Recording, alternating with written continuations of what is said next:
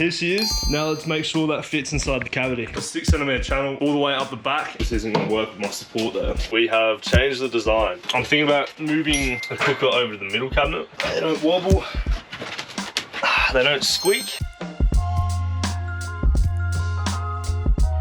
Now that we've got all the cabinets dry fit in the van, I'm going to take them out the back and start screwing them together. I've got my 3 cabinets laid out and we're going to be putting those together with some 28mm chipboard screws and just a little bit of glue on all the joints.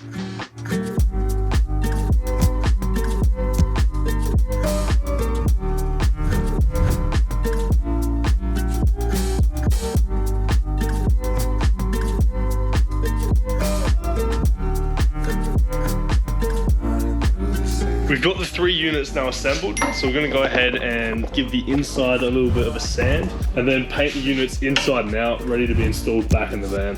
I'll finalise the shelving a little bit later when I know exactly what I want to store in there. For all my white paint inside the van, I'm running with British Paints Paint and Prime top coat and undercoat. It means you can paint straight onto the timber without having to add a priming layer, and if things get inevitably scuffed up or dirty, you can just go straight over the top of that and should look pretty nice. Easy to apply, easy to touch up, and we're applying that with a roller just because it's the easiest way to get a nice finish on something large like this. That is all 4 of the cabinets painted. So while I let them dry, I'm going to go back to the van and finish off a few little cosmetic jobs that I need done before they can go back in. So when I built this wall, I hadn't quite finalized the design for my cabinetry yet. So I ended up using plywood for the bottom of this just to save a couple bucks until I knew where I wanted this to all finish. Which means now I have to remove the plywood and put in the last few layers of cladding before we can install the cabinetry behind me.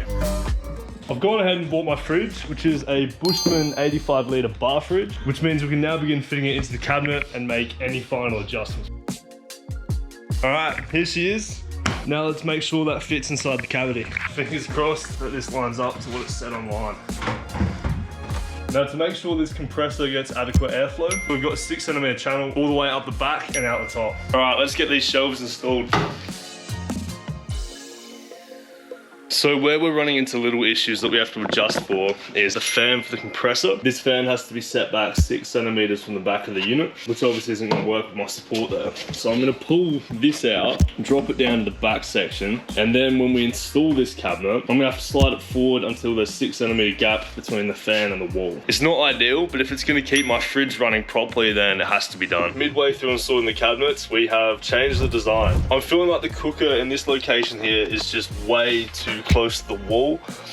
Originally the plan was going to be to tile this section to make it heat resistant, but it's still very close to the old flappy flap here. It doesn't feel safe, it feels a bit awkward. I'm thinking about moving the cooker over to the middle cabinet. It's a better location. It means that we're losing a little bit of storage space, but on the whole, it's gonna make installing that gas line 10 times easier. It feels like a safer and more practical location, still far enough away from my bed that I don't have to worry about getting grease all over my mattress whenever we're cooking. And the big thing is it's still close enough to the window that I feel that we could create a little cross breeze and get some of that steam out. So now I have to go and prep my other cabinet for some slightly different shelving and frame out for the cooker, but I think it's the right decision in the long run.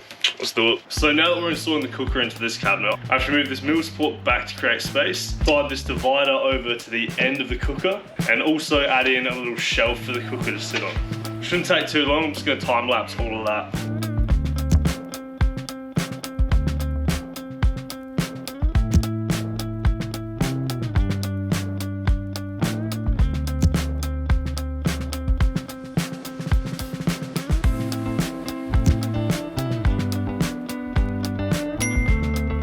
To save a couple bucks in the building of these cabinets, I've built them out of relatively low grade plywood, which unfortunately means that from the side, they look a little bit cheap. And I also don't like any visible screws in my cabinetry. So before we install these cabinets, I'm going to be putting on a laminate out of MDF, just to make the finish look a little bit smoother and neater. We've gone out and bought some 3mm MDF. We're going to be tracing the outside of the cabinets to stick this to. And then hopefully when we paint it, it comes out looking a lot nicer than what we've got currently.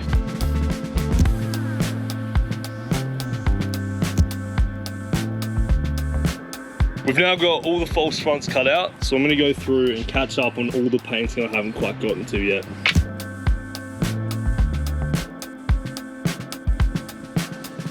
We've we've got the fridge installed in the cabinet, but one thing that's slightly annoying is that the fixing plate sits out just a little bit wider than my cabinet, which means I'm gonna have to trim that down in order for the rest of the cabinet to sit in properly. I reckon we're just gonna mark how far over it sits, ping it with a chalk line, and then use a metal blade in my jigsaw to rip that down.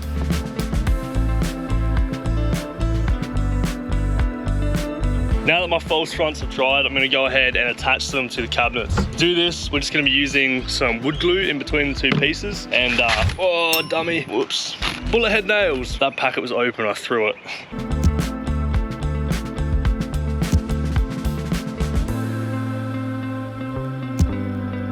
With all the cabinets painted and prepped, we're finally ready to install them inside the van.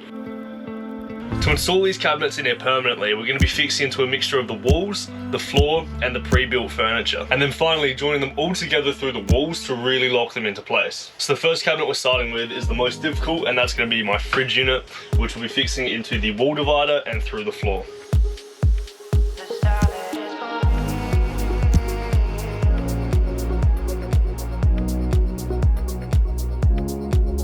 This first cabinet has only been attached to the wall, and even just off that, I'd shaken the whole van before it shakes the cabinet, so that's wicked. We'll still chuck a couple screws in the floor, but with how strong that one is, that's gonna keep the middle one tight, and when this one goes into the bed, these aren't going anywhere.